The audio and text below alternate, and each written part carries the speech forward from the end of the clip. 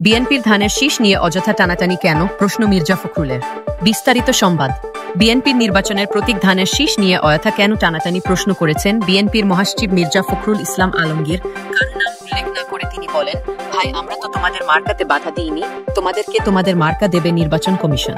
সেটা নির্বাচন কমিশন সিদ্ধান্ত নেবে। 1990 সালের স্বৈরাচার বিরোধী গণ অভ্যুত্থানের শহীদ নাজির উদ্দিন জেহাদের 35তম শাহাদাত বার্ষিকী উপলক্ষে স্মরণ সভায় প্রধান অতিথির বক্তব্য এ কথা বলেন মির্জা ফখরুল।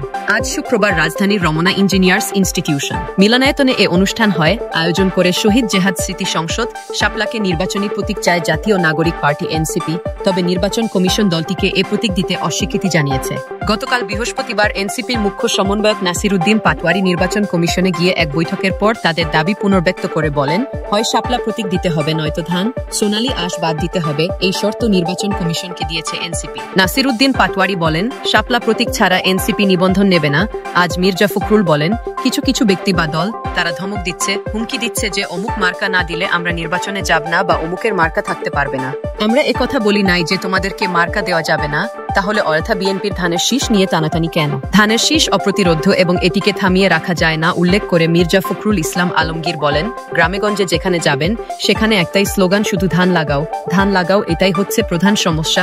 ওই জন্য ধানের শীষকে রুখে দিতে হবে, আটকে দিতে হবে। কারণ ধানের শীষ জিতে গেলে ওই যে বাংলাদেশের শত্রুরা আছে, সে শত্রুরা তাদের সব ষড়যন্ত্র থেকে পরাজিত হয়ে চলে যেতে বাধ্য হবে।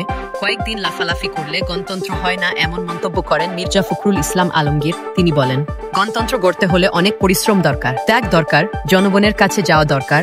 বিএনপি গণতন্ত্রের জন্য মানুষের কাছে যাওয়া পার্টি। আমলাতন্ত্রকে একটি নির্দিষ্ট দলের পকেটে নেওয়ার চেষ্টা করা হচ্ছে বলে অভিযোগ করে মির্জা ফখরুল বলেন, দেখছি আমলাতন্ত্রকে একটি দলের পকেটে নেওয়ার চেষ্টা করা হচ্ছে। এটা আমরা কোনোভাবেই বরদাস্ত করব না।